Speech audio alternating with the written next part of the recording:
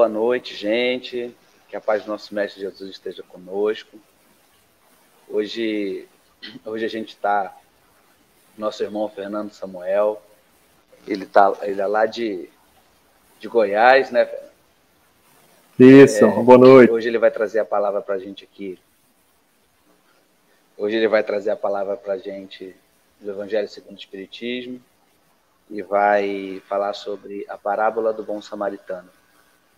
Primeiramente, queria agradecer, Fernando, pela sua disponibilidade, por poder estar trazendo o estudo da noite para a nossa casa, que nesse período tão difícil que a gente vem passando, e ainda assim poder levar a mensagem do nosso Mestre Jesus é muito bom, muito gratificante. Então, muito obrigado de verdade por você estar fazendo esse estudo com a gente hoje, tá?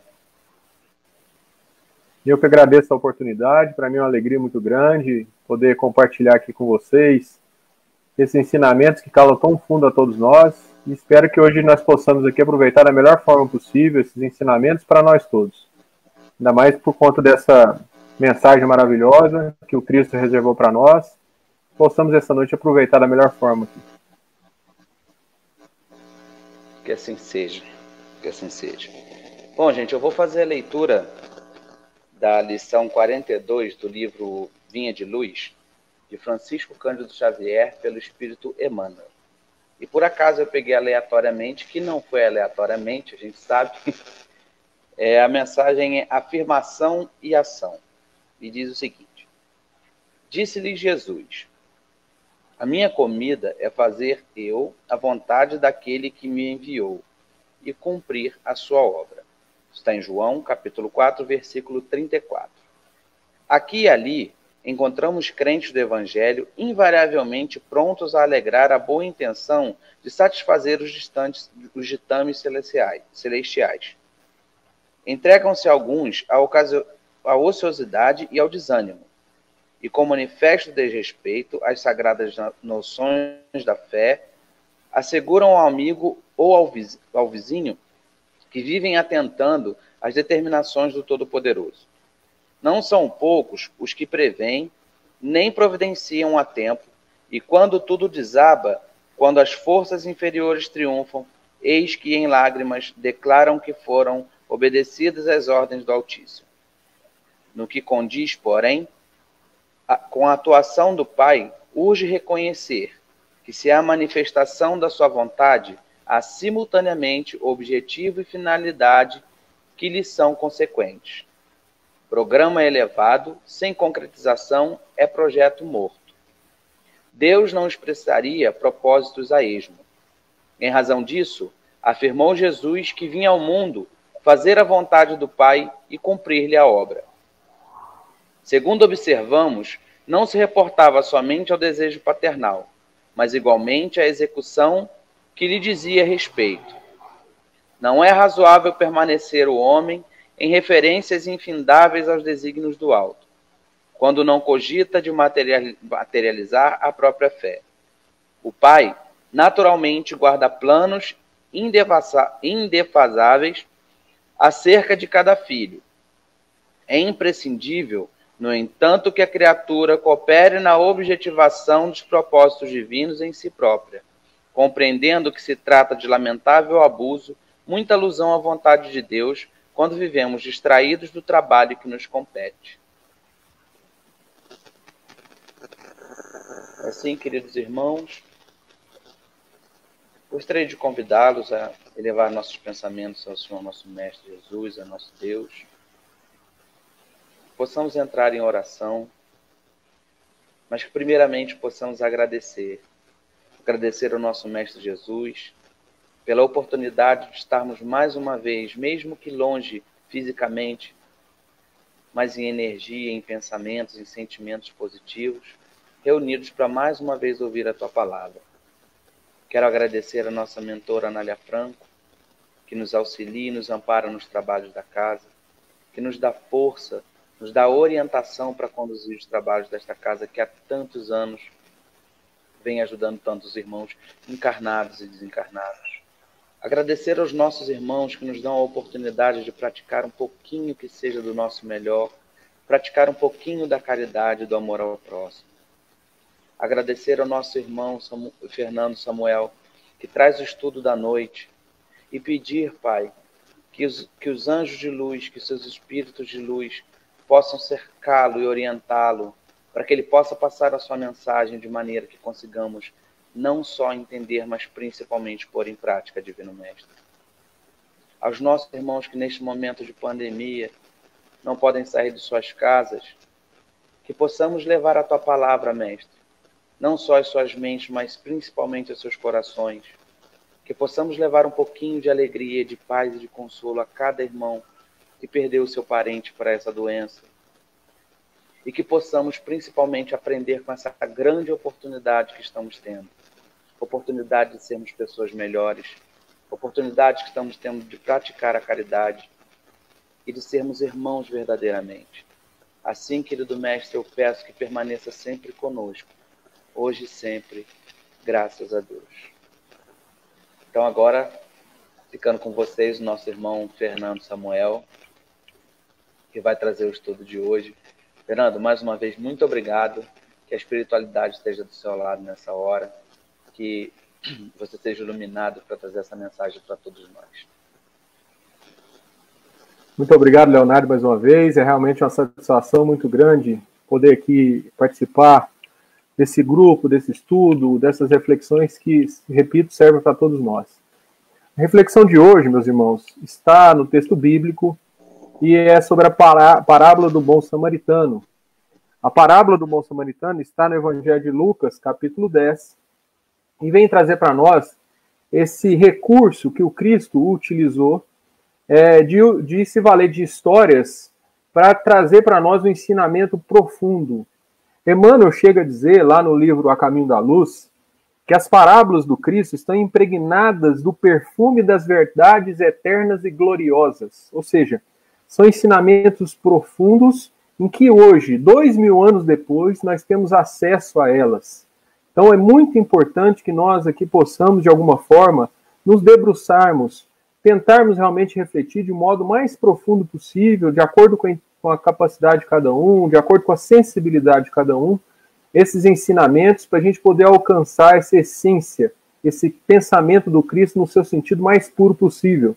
Aliás, foi esse o esforço de Kardec, quando lá na introdução do Evangelho segundo o Espiritismo, ele vem trazer para nós essa preocupação de dar conteúdo prático, ou seja, tentar buscar, trazer para nós uma ideia prática a respeito dos ensinos do Cristo. Traduzir toda essa dificuldade que às esse um texto que foi escrito por outra cultura há muito tempo atrás, então é natural que haja essa dificuldade mesmo, mas trazer para nós esse tipo de acesso que a gente possa alcançar da melhor forma e fazer com que esses ensinos do Cristo possam se traduzir em efetiva conduta, como a mensagem hoje de Emmanuel, que o Leonardo leu para nós, deixa claro, né, essa preocupação, esse efetivo vínculo que a gente tem. Então, vale aqui o esforço da gente poder tentar entender um pouco mais essas parábolas. A parábola do bom samaritano está entre um destaque absoluto, porque ela está ao lado da parábola do filho pródigo,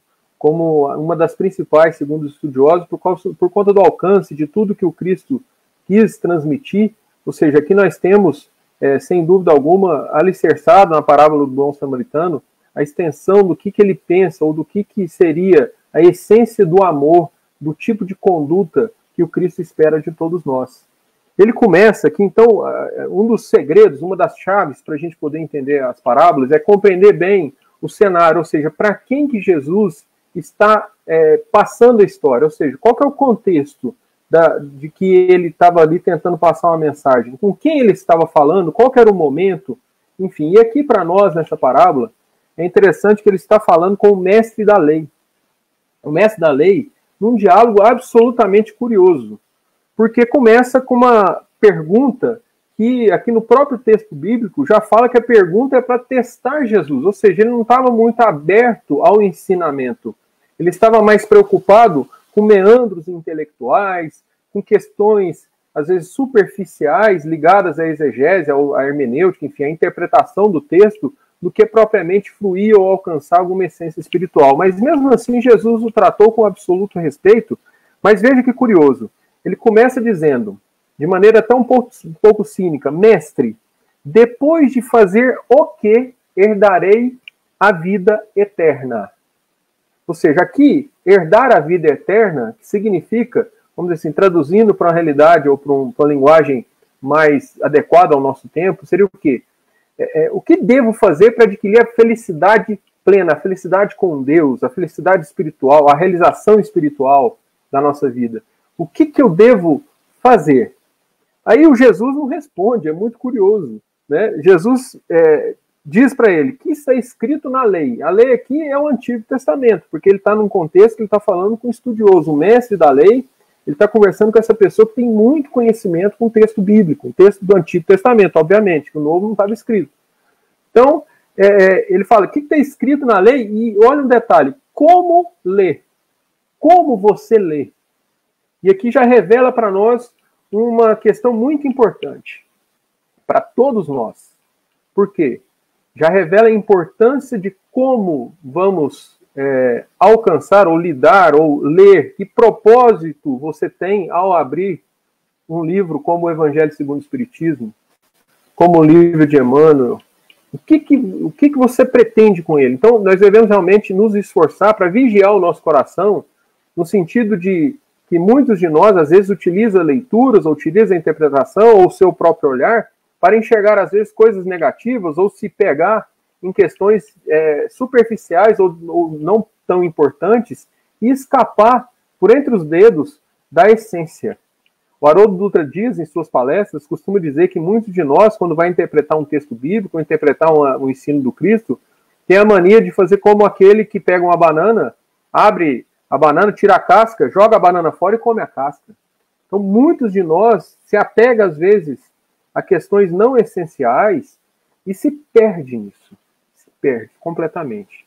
Mas aqui, nesse caso especificamente, o mestre, esse mestre da lei com quem Jesus conversava, esse doutor da lei com quem Jesus conversava, respondeu de uma maneira muito, muito interessante. Porque ele diz, então, Jesus perguntando, só para lembrar, o que está escrito na lei, quando pergunta o que eu devo fazer para adquirir essa felicidade eterna. Ele, então, Jesus pergunta o que está escrito na lei, e o próprio doutor da lei responde a pergunta dele. Olha que curioso. Dizendo, amarás o Senhor teu Deus de todo o teu coração, de toda a tua alma, com toda a tua força, com toda a tua mente. E o teu próximo como a ti mesmo. Alguém pode estranhar, alguém pode achar que Jesus foi o primeiro que teria falado isso dentro do meio judaico. Não é verdade, porque nós sabemos que lá em Deuteronômio, capítulo 6, versículo 4, e também em Levítico, capítulo 19, verso 28, temos lá essa ideia de amar a Deus e amar ao próximo, já estabelecido, ou seja, desde o Antigo Testamento, essa essência do mandamento do Cristo, ou seja, tudo que se resume para o Cristo, que ele trouxe para nós, simplificando, vamos dizer assim, os critérios divinos para nós apenas nessas duas questões, ou seja, na verticalidade para o esforço em amar a Deus e na horizontalidade, vamos dizer assim, para amar o próximo, amar as pessoas, se esforçar nesse sentido, o próprio doutor da lei respondeu isso para o Cristo. E é um detalhe importante da profundidade, ou seja, esse doutor da lei realmente tinha muito conhecimento, isso é fato. Porque aqui ele já traz para nós uma ideia de Deus, vamos dizer assim, de 4 níveis. É uma profundidade muito grande no meio judaico, essa questão deles refletirem, ou de pensarem, ou de trazerem informações para nós a respeito da relação com Deus. Vejam que ele fala, amar a Deus em 4 níveis, de coração, de alma, de força, de mente. Isso quer dizer o quê, meus irmãos? Que muitos de nós se relacionam com Deus apenas dentro do ambiente religioso. Acha que Deus está circunscrito a uma questão meramente religiosa. Meus caros, aqui o mestre veio dizer para nós, veio explicar para nós uma relação com Deus integral. No mundo de hoje, nós sabemos que cientistas ficam estudando o nosso cérebro para dizer quando você vai fazer um cálculo matemático, você trabalha com a parte do cérebro tal. Mas quando você vai tocar um violão, trabalhar com música, é outra parte do cérebro. E quando você vai aprender uma língua estrangeira, e você vai, enfim, trabalhar várias partes do cérebro. Aqui, nós temos um tipo de relação com Deus que envolve o sentimento, que é quando se faz alusão ao coração, ou seja, todo o seu sentimento, você se vincula a Deus para você externá-lo aos outros, ou sentir perante os outros. Alma, dessa questão da preocupação da realidade espiritual, ou seja, tudo que na sua vida, todo o seu movimento que indica esse alimento ou essa necessidade espiritual, também você entrega a Deus, ou seja, você se vincula a Deus. A questão da força, ou seja, você empregar suas melhores energias possíveis, você empregar tudo que você... Aquele sentido, sabe, de acordar de manhã e realmente entregar-se de modo, vamos dizer assim, absoluto a Deus, no sentido de vincular todas as suas ações primeiramente a Ele. Isso facilita demais para nós a vida, meus irmãos. Esse tipo de sentimento que a gente nutre. E por fim, a mente, para designar para nós a intelectualidade, ou seja, a gente usar a nossa inteligência, ainda que no campo nosso profissional, para o bem, para edificar coisas e não para destruir, para realmente produzir o melhor, para a gente saber exatamente o que estamos fazendo nesse mundo, no sentido até profissional, ou seja, em todas as searas da nossa vida, em todos os campos das nossas relações humanas, estar presente essa marca divina. Então aqui é esse tipo de relação que o próprio doutor da lei estabelece e que esse ensino está por trás aqui nessa primeira parte. E aí Jesus fala para ele, aprovando: respondeste de forma justa, faz isso, ou seja, pratica tudo isso, tenha uma relação com Deus do jeito que você está falando nesses 4 níveis, e ame também o próximo da forma como você está falando, que também você viverás, ou seja, terá essa felicidade, terá essa realização espiritual. E lógico que ali o propósito ou a ideia do doutor da lei era um pouco diferente, que ele começa a fazer digressões e depois, querendo até justificar-se, diz: mas quem é meu próximo? Aqui é esse ponto que começa a parábola do bom samaritano. Ou seja, ele queria, de alguma forma, estabelecer algum tipo de discussão exegética, uma discussão sobre a interpretação do texto, e óbvio que no meio judaico há uma corrente que pensava que o próximo ali, ou seja, a gente tinha que amar de modo mais profundo, seria apenas o seu próprio povo, seus próprios irmãos, ou seja, só judeus. Então, e lógico, isso é uma parcela que nós hoje temos uma visão muito mais ampla, no meio judaico existe uma visão muito mais ampla sobre isso, mas ali, nesse contexto, parece claro que ele queria imaginar a questão do próximo de uma maneira muito mais restrita, e aí Jesus se viu na condição ali de ensinar por meio dessa história maravilhosa, que todos aqui já ouvimos falar de alguma forma. Mas vamos pegar os detalhes aqui. Diz Jesus. Jesus, então, não responde diretamente, vai responder lá no final. Certo homem descia de Jerusalém para Jericó e caiu nas mãos de assaltantes, os quais, depois de havê-lo despojado e espancado, retiraram-se, deixando-o semi-morto. Então, uma certa pessoa, não fala quem, não indica quem é essa vítima, Jesus conta que essa pessoa descia de Jerusalém para Jericó, ou seja, Jerusalém é o ponto mais alto daquela região, e ele estava indo a uma cidade vizinha chamada Jericó, e para isso ele teria que descer o morro. Então nós vamos ver que isso aqui não é só um detalhe não, na hora que a gente vai perceber aqui os 3 personagens que Jesus coloca diante dessa pessoa necessitada. Então nós temos uma pessoa necessitada que foi vítima de um crime, que está semi-morta, totalmente ultrajada, totalmente necessitada do amparo, e aí ele conta: por coincidência, certo sacerdote descia por aquele caminho e ao ver o caído, ao ver a vítima, passou pelo lado oposto.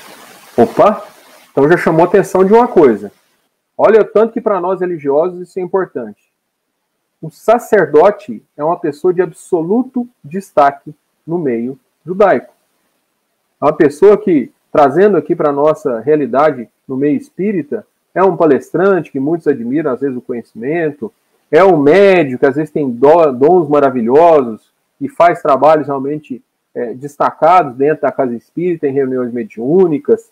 É aquele trabalhador da casa que tem realmente assim um destaque pelo seu conhecimento, enfim, pelo seu valor que lhe é dado ali naquela situação.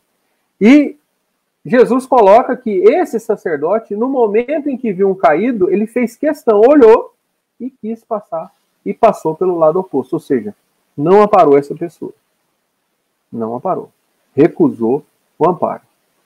Para o critério do mundo, por critério das pessoas que são companheiras desse sacerdote, é uma pessoa de bem, uma pessoa destacada. Para ele mesmo, certamente ele é uma pessoa de bem. Mas aqui, Jesus coloca ele como alguém que não ajudou a pessoa que estava caída. Ele continua.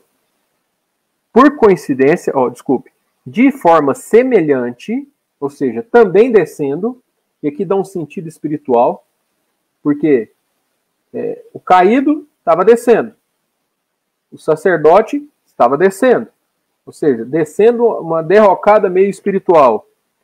O levita, de forma semelhante, ou seja, descendo, vinha por aquele lugar e ao ver o caído, também passou pelo lado oposto. O levita é outra pessoa destacada naquele meio, né? Era um conhecedor profundo do Antigo Testamento, era um estudioso da lei. Então, ele também, outra pessoa destacada, outra pessoa que tinha um grande reconhecimento no meio judaico. Lembram? Nós estamos pensando numa situação em que Jesus está falando para um doutor da lei. Ou seja, as pessoas que o doutor da lei admira são as pessoas que falharam. Na parábola aqui que o Cristo está dizendo a lição. As pessoas que, na visão do doutor da lei, ou seja, no critério dele, são pessoas destacadas. E aí, certo samaritano, aí conta, em viagem, não conta que estava descendo, veio até essa pessoa caída e compadeceu-se. Gente, esse verbo aqui, com essa tradução, o Haroldo explica isso muito melhor do que eu, mas vai dizer que esse verbo vem traduzir uma ideia, desde o original, uma ideia de o compadecer, ele tem uma situação que ele é um verbo passivo. Ou seja, não é um verbo que indica um tipo de ação da pessoa, um tipo de espontaneidade da pessoa, não. É um verbo que indica uma espécie de sensibilização que veio de algum lugar. E aí parece claro aqui que essa abertura do coração desse samaritano ao ver essa pessoa imprimiu a ele uma espécie de ligação com Deus. Ou seja, o compadeceu-se quer dizer o quê? Quem que realmente, vamos dizer assim, inspirou esse samaritano a poder ajudar essa pessoa? O compadecer-se, então, é esse sentimento que veio, na opinião de muitos, de Deus, para inspirar esse samaritano a ajudar esse caído. Alguém agora pode perguntar, mas, olha, então estava fácil. Por que Deus, então, não inspirou o sacerdote ou o levita? Ora, meus irmãos, nós sabemos muito bem que Deus respeita o nosso livre-arbítrio. Nós, no meio espírita, temos um termo muito clássico para isso, chamado sintonia. A gente sabe muito bem, no meio espírita, que o pensamento, ou seja, a nossa forma de pensar, a nossa forma de agir, está intimamente ligada com o padrão vibratório, ou a forma como a gente pensa, ou o nível de pensamentos que a gente tem na vida. É a oração de manhã que é muito importante para nós, por conta dessa questão de a gente começar o dia com um padrão vibratório maior, a gente pensar realmente de maneira positiva, numa agenda boa para a nossa vida, não para esconder problemas, não para enxergar fantasias, facilidades na hora que tem dificuldades, não, é aquele espírito altivo, sabe? Aquela questão de encarar a vida com a naturalidade, com as suas dificuldades de maneira natural, né? Então, esse tipo de padrão vibratório que inspirava Samaritano e não inspirou os nossos outros dois irmãos. E aqui, para o doutor da lei, é especial. Por quê? Porque o doutor da lei é um judeu, e na época havia uma rixa muito triste entre judeus e samaritanos, ou seja, um olhava para o outro como uma pessoa pior, como um ser de segunda categoria, como um ser que é realmente desprezível. Então, trazendo para o mundo de hoje, essa parábola do Cristo, se fosse dita a mim, seria algo assim, né? Passou um palestrante espírita e nada fez. Passou o médium da casa e nada fez. E passou um parlamentar federal, né, por exemplo, e se compadecer. Então, ou seja, é um impacto grande, porque a gente acredita que nós integramos um grupo de pessoas boas, ungidas, e as outras pessoas, ou um grupo determinado de pessoas, são sempre más. São sempre vocacionadas ao mal. E aqui, então, o Cristo vem trazer uma realidade realmente muito forte para nós, no sentido, primeiro, que o critério que a gente estabelece sobre certo ou errado, bem ou mal, a partir desses rótulos, ele está muito equivocado. Porque o que vai definir realmente, o que vai separar, lembra lá do início, felicidade, realização espiritual, da infelicidade, do fracasso espiritual, não são os rótulos, não são os critérios das outras pessoas sobre nós. Não é o nosso próprio critério sobre a nossa própria bondade. Né? Que acho difícil alguém dizer que realmente não seja uma pessoa de bem. Todos nós acreditamos que somos pessoas de bem, meus irmãos. Só que o homem de bem está lá no capítulo 17 do Evangelho segundo o Espiritismo. Ou seja, existe um critério, meus caros, que a gente não interfere no critério. O critério é divino, o critério é a vivência do Cristo, o critério é esse perfume de amor que o Cristo ensinou e exemplificou para todos nós. Existe esse critério há 2000 anos, pelo menos, meus irmãos. Então, ou a gente realmente se sensibiliza e transforma todos esses nossos projetos, esses nossos ideais, em condutas que vão interferir na realidade, ou vamos ficar como esse doutor da lei ou como esse sacerdote, que é amado, que acredita piamente que está muito bem, obrigado, que sua vida é totalmente realizada, mas que, na hora do teste, na hora dessa prova singela, que certamente nem lembrou mais no dia seguinte dessa pessoa caída, ou seja, essas oportunidades silenciosas que o dia, esse cotidiano, sabe, nos oferece, então vai perdendo e vai naturalizando, vai endurecendo o coração de tal forma que nós vamos naturalizando condutas equivocadas, acreditando que sejam certas. É muito bom que a gente faça realmente, de maneira mais sincera possível, esse exame diário das nossas condutas. Porque senão, meus irmãos, a gente às vezes não chega nem até ao café da manhã sem cometer arbitrariedades, sem cometer esses pequenos erros, esses pequenos equívocos que vão se desdobrando ao longo do dia nas pessoas que nos cercam. E nós ainda acreditamos que somos pessoas de bem, como esses irmãos. Então vamos realmente pensar um pouco mais em termos, principalmente o religioso, em termos de transformar a sua vida em uma verdadeira religiosidade, ou seja, um esforço que está lá no Evangelho segundo o Espiritismo, quando Kardec fala, se reconhece o verdadeiro espírita pelos esforços que ele faz de fazer o bem, de acertar, de agir como Cristo agiu, pelos esforços, não é por fazer, não é por realizar, não é por cumprir, mas é aquela intenção de você tentar acertar. Ou seja, se fôssemos traduzir isso como uma caminhada, o que interessa para nós, então, na encarnação, seria a caminhada no sentido correto, na direção certa. Ou, como diz o Chico Xavier, eu sou aquele que está arrastando, mas arrastando para frente. Né? Com todas as dificuldades, as limitações que nós temos, é preciso, meus irmãos, que não percamos a direção. Sabermos para onde estamos indo. Termos um pouco de lucidez na nossa vida para identificarmos. Espera aí, o roteiro é esse. Mas é espinhoso, é difícil, não tem problema. É difícil para todos. Não tenha dúvida disso. Então nós temos essa possibilidade de realmente trazer para a nossa vida condutas eminentemente significativas e, lógico, trabalhosas, ardorosas, que vão exigir sacrifício. Ou podemos ir pelo caminho largo, ir pelas conveniências, ir massageando o nosso ego, indo pelo caminho sempre mais tranquilo. Com isso eu não quero dizer que o sofrimento é maravilhoso e devemos aqui homenagear e saudar todo o sofrimento do mundo. Não.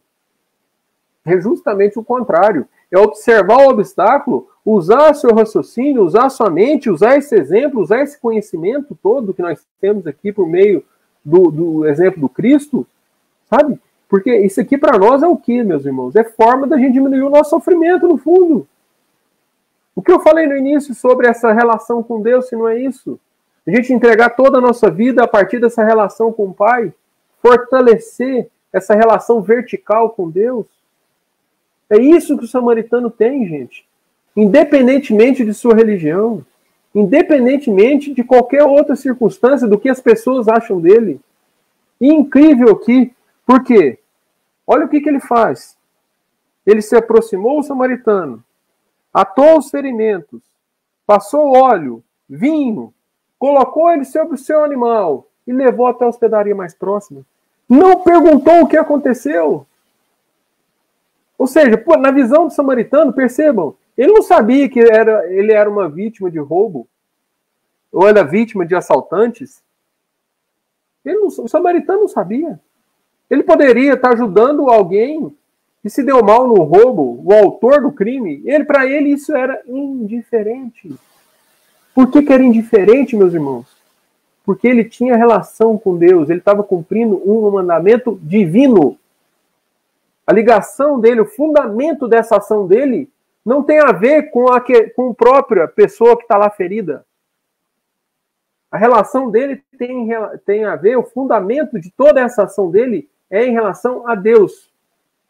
Então, por isso que o perdão só vai ter sentido, por exemplo, se a gente tiver uma forte relação com Deus. Porque qual é o sentido da pessoa te ofender e você perdoar? Que assimetria é essa? Você ama e a pessoa te ofende. Você ama e a pessoa te ofende. Ué, esse desnível, né, realmente causa uma dificuldade enorme para a gente entender. E como é que a gente supre? E a relação vira oposta. Ou seja, a gente está fazendo pouco quando perdoa. Por quê? Por conta do amor de Deus sobre nós. Que extasia, que supre tudo isso e muito mais. Então percebam que o samaritano não quer saber. Ele não sabe se aquela pessoa é samaritana, ele não sabe se é um bandido, ele não sabe nada. E não perguntou nada. Eu me lembro muito bem, no início das nossas tarefas aqui, assistenciais, uma vez eu fiquei realmente contrariado. Por quê? Porque eu inventei na minha cabeça que eu não podia levar cesta básica em locais onde as pessoas estavam bêbadas. Tinham ingerido bebida alcoólica ou droga. Olha que coisa. Eu inventei um critério para fazer caridade. Onde está isso escrito? Então, aí às vezes a gente vai com esse espírito de bondade, entre aspas, mas a gente quer impor para a pessoa que recebe uma série de comportamentos que às vezes não lhe diz respeito. Você está ali para quê? Para aliviar. Para aliviar a dor. Aliás, como o Cristo mais fez na vida, foi só isso. Não perguntou. Ele nunca pergunta. Aliás, ele perguntava: o que queres que eu faça? De que forma eu posso ajudar? O que queres de mim? Ele perguntou isso para várias pessoas. Para cegos, para aleijados, para Paulo de Tarso, para todos. Desculpa, Paulo de Tarso foi ao contrário, né? O Paulo que perguntou: o que queres de mim? Desculpa. O que queres que eu faça? Mas enfim, o Cristo sempre tem essa... O Cristo perguntou para Emmanuel, como está lá no livro há 2000 anos, né? Quando Emmanuel era Públio Lentulus. Então o Cristo pergunta: o que queres de mim, senador? Né? Então, enfim, esse tipo de pergunta que cabe, no máximo. Agora, perguntas de você para a pessoa no sentido de exigir algum tipo de requisito ou de situação especial de caridade, isso não cabe, meus irmãos. Então, amar o próximo, que inspira essa casa, como o nome próprio diz, é um tipo de sentimento que envolve uma renúncia ao seu ego, ao seu egoísmo, aos seus pensamentos, e uma entrega absoluta, ou entrega o máximo que você conseguir do seu coração, a partir dessa relação fundada em Deus, fundada no Pai. Então, aqui prossegue. Ele foi lá, deixou o samaritano, deixou a vítima lá na hospedaria, deixou pago e disse: vou seguir viagem. E se faltar algo para essa pessoa, na volta eu acabo de pagar. E aí é interessante. Jesus não responde quem é o próximo. Vocês lembram da pergunta? A pergunta do doutor Dalei era qual? Qual dos três? Quem é o meu próximo? Ou seja, amar o próximo. Mas quem é meu próximo? Eu não sei. Então, aí Jesus responde, depois de falar essa parábola, com outra pergunta. Qual destes três parece ter se tornado o próximo do que caiu? Opa! Próximo é um conceito, então, relativo. É a partir do desenvolvimento do amor que a pessoa, que nós nos tornamos próximos dos outros. É a partir do seu esforço de amar que a gente vai se tornando próximo. Então, veja que é uma relação que envolve um tipo de simbiose do bem, né? E nós vamos, aliás, é um planejamento divino, né? Se a gente parar para pensar, né? Nós formamos famílias, formamos sociedades, para a gente, aos poucos, em grupos, irmos, a partir dessas relações, irmos evoluindo. Irmos, a partir dessas ligações que nós temos, dessas relações humanas, a gente poder realmente crescer. Então veja a necessidade que nós temos desse esforço, sabe? De aproveitar essas oportunidades que a gente tem na vida, nas relações com as pessoas que nos cercam, sejam elas difíceis como forem, né? Que isso demanda trabalho. Veja, o samaritano podia estar seguindo viagem, parou, gastou seu dinheiro, gastou seu tempo e tudo mais. E para nós, ele sacrificou-se, sacrificou seu tempo, sacrificou seu dinheiro. E nós? Que tipo de sacrifício nós estamos dispostos a fazer para melhorar o nosso lar? Porque nada melhor de começar a amar o próximo com o próximo mais próximo, vocês não acham? Vocês sabem muito bem, nós espíritos sabemos, que esses arranjos familiares não têm nada de acaso. São, na maioria das vezes, pessoas que já são ligadas ao nosso afeto, ao nosso coração. Então, de nossa parte, me parece quase um dever que nós nos esforcemos para que, assumindo a responsabilidade pelas essas relações desastrosas que às vezes nós temos, essas relações ruins, assumindo de nossa parte, sem culpar fora de nós, não, eu sou religioso, eu vou na casa espírita, eu sou melhor do que os meus familiares que não vão. Eu sou a pessoa, eu sou o do bem, o outro que é o do mal, a relação aqui em casa tá ruim por conta de não sei quem. Enquanto ele não melhorar, aqui em casa não melhora. Enquanto tivermos, meus irmãos, subtraindo de nós a responsabilidade pelo sucesso das nossas relações, vamos estar agindo de modo muito semelhante a esse sacerdote. Certamente ele tinha ótimas razões e desculpas para alinhar e não ajudar essa pessoa, para realmente não sentir-se nem um pouco tocado com a situação dela. Então é isso que muitas vezes nós fazemos para justificar o nosso desprezo, o nosso não amor. Então fica aqui um convite para a gente aprofundar isso. Porque Jesus vai dizer, qual dos três parece? O doutor Dalei não teve coragem de falar o nome samaritano. Ele disse, o doutor Dalei, qual desses três então parece que é o próximo? Pergunta Jesus. O que praticou a misericórdia com ele? O que é misericórdia, meus irmãos? Como diz lá no Evangelho segundo o Espiritismo, misericórdia envolve dois comportamentos. Indulgência, que é o não julgar os outros, esse comportamento de tentarmos de nossa parte, não é concordar com o erro do outro, mas tentarmos não sermos rigorosos com os outros. E o segundo, o perdão das ofensas, ou seja, você é ofendido, você se esforçar para não reagir de uma forma violenta. Então, esse tipo de esforço que deve permear as nossas relações. É esse o roteiro que o Cristo nos dá, para quê? Para o nosso sucesso espiritual, vamos dizer assim, traduzindo para a nossa linguagem. Para a gente realmente sair daqui realizado, combalido, difícil, como aquela pessoa que volta de uma grande tarefa, volta cansado, volta combalido. Mas é isso que estamos aqui. Não vamos nos iludir, meus irmãos. Não vamos cair na tentação de errarmos de novo com os mesmos erros. Vamos olhar para o nosso meio e ver de que forma eu posso aprimorar os meus sentimentos, os meus, sabe, a minha índole, às vezes, negativa, aquele vício de sentimento que você já percebeu que te atrapalha tanto. Essa é a grande tarefa que você tem aqui. Então, e fica essa reflexão. Quero recordar que Emmanuel, ele trata desse tema aqui, do capítulo 10, do verso 25 até o 37, em mais de 12 mensagens espalhadas aí por toda a psicografia do Chico.